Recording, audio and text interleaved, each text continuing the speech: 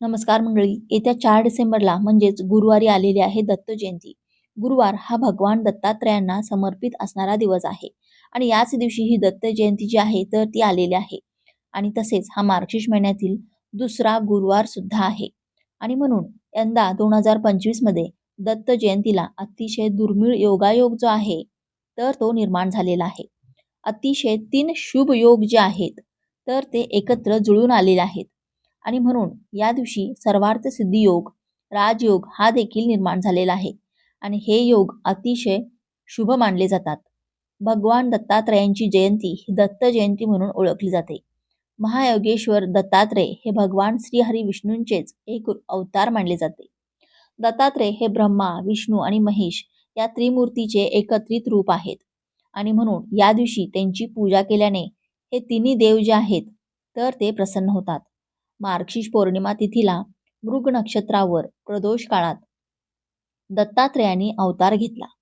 यावर्षी 2025 मध्ये दत्त जयंती ही गुरुवारी 4 डिसेंबर रोजी येत आहे. त्यामुळे या दिवशी मोठ्या उत्साहाने आयोजन करून दत्त जयंती ही भक्तिभावाने आणि आनंदाने साजरी केली जाते. मार्गशीर्ष पौर्णिमेच्या दिवशी भगवान दत्तात्रेयांसह लक्ष्मीनारायणाची देखील पूजा केल्याने धन, सुख, सौभाग्य वाढते. सोबतच या दिवशी व्रत करून दत्ताची पूजा केल्याने, घरात हवन केल्याने ज्ञानात वृद्धी होते. या दिवशी दत्ताला पिवळी फुलं, पिवळ्या रंगाची मिठाई अर्पण करावी. यामुळे भगवान दत्त हे त्यांच्या भक्तांना होणारा त्रास लगेच दूर करतात. दत्तात्रेयांना 24 गुरूंपासून ज्ञान मिळाले होते आणि दत्तपंथ हा त्यांच्यापासूनच सुरू झाला आहे असे मानले जाते. या दिवशी दत्ताची पूजा केल्याने भक्ताच्या सर्व इच्छा पूर्ण होतात. या दत्त जयंतीच्या दिवशी दत्ततत्व हे पृथ्वी तलावर नेहमीच्या तुलनेत 1,00,000 पटीने जास्त कार्यरत असते आणि या दिवशी दत्ताची मनोभावे उपासना, नामजप केल्याने दत्ततत्वाचा अधिक लाभ जो आहे तर तो आपल्याला मिळत असतो. आणि म्हणून या दिवशी काही प्रभावी उपाय आणि सेवा सुद्धा केल्या जातात. आजच्या व्हिडिओमध्ये आपण एक अतिशय प्रभावी असा उपाय पाहणार आहोत. सनातन धर्मात दत्त जयंती ही अत्यंत महत्त्वाची मानली जाते. दरवर्षी हा दिवस मार्गशीर्ष महिन्यातील पौर्णिमेला साजरा केला जातो.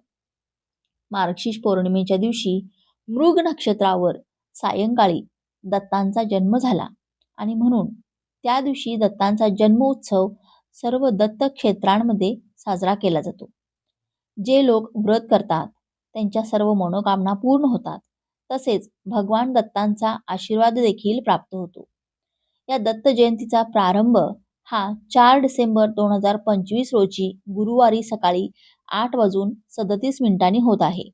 शुक्रवारी 5 डिसेंबर 2025 रोजी पहाटे 4:43 समाप्ती होत आहे. तर उदय तिथीनुसार आपल्याला ही दत्त जयंती 4 डिसेंबरला म्हणजेच गुरुवारी साजरी करायची आहे. भगवान दत्तात्रेय हे महर्षी अत्रिमुनी आणि देवी अनुसया यांचे पुत्र आहेत. भगवान दत्तात्रेयांमध्ये ब्रह्मा, विष्णू आणि महेश या त्रिमूर्तीचा समावेश आहे. त्यामुळे दत्तांमध्ये गुरु आणि ईश्वर या दोघांचे रूप आहेत. भगवान दत्तात्रेयांच्या मूर्तीला 3 चेहरे आणि 6 हात आहेत. विशेष म्हणजे भगवान दत्तात्रेयांचे 24 गुरु होते. त्यामुळे दत्त जयंतीला अतिशय महत्त्व दिले जाते. भगवान दत्तात्रेयांच्या जयंतीनिमित्त विशेष पूजा करणाऱ्यांना अपार ज्ञान मिळते आणि सुख समृद्धी लाभत असते. आणि म्हणून या दिवशी आपल्याला वास्तुशास्त्रामध्ये करण्यासाठी काही प्रभावी उपाय सांगितले जातात. या 4 डिसेंबरला गुरुवारी दत्त जयंतीच्या दिवशी तुम्ही उपवास नाही केला तरीही चालेल. फक्त आईने मुलांसाठी इथे एक दिवा हा लावायचा आहे. हा दिवा लावल्याने सर्व दोष, संकट, विघ्न, अडचणी नष्ट होऊन अभ्यासात, नोकरीत, व्यवसायात भरभरून प्रगती होईल. प्रत्येक क्षेत्रात मुलांना यश मिळेल. तर हा उपाय तुम्ही गुरुवारच्या सायंकाळी करू शकता. कारण या पौर्णिमेचा प्रारंभ हा गुरुवारी सकाळी 8:37 होणार आहे. त्यामुळे गुरुवारी दिवसभर आणि रात्रभर पौर्णिमा ही असणार आहे. यामुळे या दिवशी सायंकाळी देखील तुम्ही हा उपाय करू शकता. प्रत्येक आईवडिलांना आपल्या मुलांच्या उज्ज्वल भविष्याची काळजी असते. मुलांनी खूप शिकावं, त्यांनी हट्टीपणा करू नये, सांगितलेल्या सर्व गोष्टी ऐकाव्यात, मुलांना कोणतेही नजरदोष लागू नये, त्यांना प्रत्येक क्षेत्रात यश मिळावं, असं प्रत्येक आईवडिलांना वाटत असते. आणि यासाठी आई-वडील, मुलं देखील प्रयत्न करत असतात. परंतु कधी-कधी मुलांना प्रयत्न करूनही यश मिळत नाही. जर तुमची मुलं सतत हट्टीपणा करत असेल, सांगितलेलं ऐकत नसेल, अभ्यास करूनही मुलांच्या लक्षात राहत नसेल, मुलांना अभ्यासामध्ये यश मिळत नसेल, यामुळे मुलांची प्रगती होत नसेल, तसेच जी मोठी मुलं आहेत, भरपूर शिकलेली आहेत, परंतु मनासारखी नोकरी त्यांना मिळत नाही किंवा लग्नाच्या वयाच्या मुलं-मुली आहेत, त्यांचा विवाह योग हा जुळून येत नाही. जर आपल्या मुलांना नजरदोष लागलेली असेल, तर यासारख्या समस्या मुलांना येत असतात. आणि नजरदोष ही फक्त बाहेरच्याच व्यक्तीची लागते असे नाही. घरातल्या व्यक्तींची सुद्धा आपल्या मुलांना नजरदोष ही लागत असते. खास करून आई-वडिलांची नजर ही मुलांना खूप पटकन लागत असते आणि यामुळे मुलांच्या प्रगतीमध्ये अडथळे यायला सुरुवात होते. आणि म्हणून मुलांचे सर्व दोष, संकट, विघ्न, अडचणी दूर होण्यासाठी, प्रत्येक क्षेत्रामध्ये प्रगती होण्यासाठी आपल्याला दत्त जयंतीच्या दिवशी मुलांसाठी हा दिवा लावायचा आहे. आता हा उपाय करण्यासाठी आपल्याला एक मातीची पणती घ्यायची आहे. पणती ही चांगली घ्यायची आहे. कुठेही तुटलेली, फुटलेली अशी पणती घेऊ नका. अगोदर हा दिवा तुम्ही वापरलेला असेल तर काही हरकत नाही, स्वच्छ धुवून घ्यायचा आहे. यानंतर या दिव्यामध्ये आपल्याला कलाव्याची वात टाकायची आहे. जो लाल पिवळ्या रंगाचा कलाव्याचा धागा असतो, तर त्याची वात तुम्हाला या दिव्यामध्ये लावायची आहे. जर तुमच्याकडे कलाव्याचा धागा नसेल तर 2 वात जी तुम्हाला घ्यायची आहे, कापसाची वात पांढऱ्या रंगाची, एका वातीला थोडंसं कुंकू आणि एका वातीला थोडंसं हळद अशी लावून तुम्हाला लाल पिवळ्या रंगाच्या वाती तयार करायच्या आहेत. कोरडंच हळदी कुंकू लावायचं आहे. पाणी टाकून त्याची पेस्ट तुम्हाला या वातींना लावायची नाही. आणि यानंतर या 2 वातींची एक वात तुम्हाला एकत्र करून वळून घ्यायची आहे आणि या दिव्यामध्ये तुम्हाला ती वात लावायची आहे. त्यानंतर या दिव्यामध्ये आपल्याला तेल घालायचं आहे. हा दिवा आपल्याला प्रज्वलित करायचा आहे. दिवा प्रज्वलित केल्यानंतर आपल्याला एक तांब्याचं भांडं हे घ्यायचं आहे, ज्याला आपण तामण म्हणतात. तर त्या तांब्याच्या भांड्यामध्ये आपल्याला ग्लासभर पाणी हे टाकायचं आहे. त्यानंतर या पाण्यामध्ये हा दिवा जो आपण घेतलेला आहे प्रज्वलित केलेला, तर तो प्रज्वलित केलेला दिवा त्यामध्ये ठेवायचा आहे. प्रज्वलित करून ठेवल्यानंतर हा दिवा आपल्या मुलांसाठी आपल्या देवघरामध्ये स्वामींच्या फोटोसमोर तुम्हाला लावायचा आहे. आता तुमच्या घरामध्ये जर दत्तगुरूंचा फोटो असेल, मूर्ती असेल, तर हा दिवा तिथे तुम्हाला ठेवायचा आहे.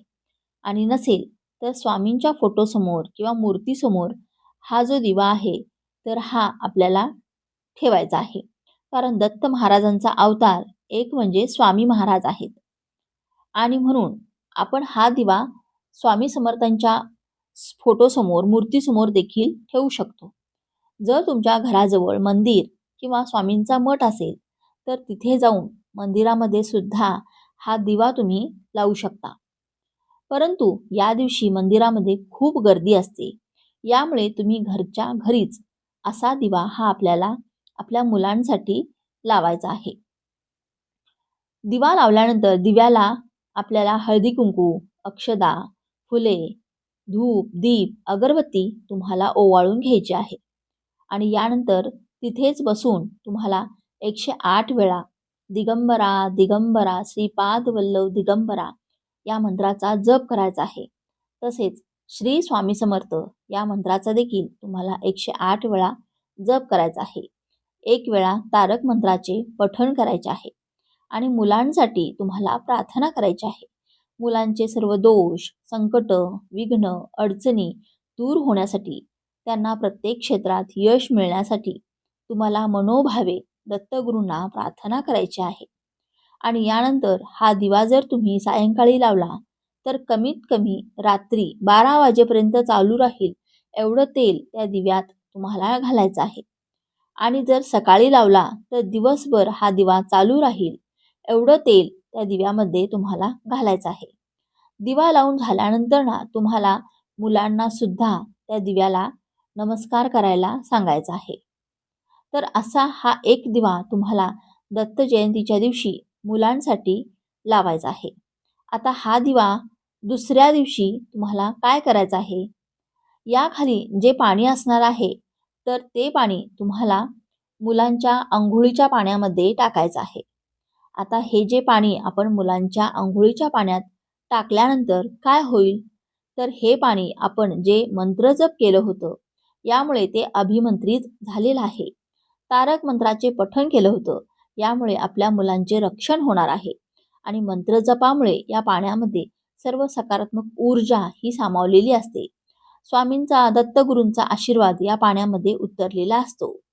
आणि त्यामुळे असे पाणी मुलांच्या अंघोळीच्या पाण्यात टाकल्यामुळे आपल्या मुलांच्यावर कोणत्याही प्रकारची बाधा, अडचणी, संकट, विघ्न, शिक्षणात, नोकरीत, विवाहात अडथळे येणार नाहीत.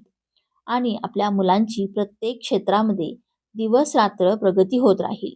मुलं हट्टीपणा करणं सोडून देतील, अभ्यासात हुशार होतील.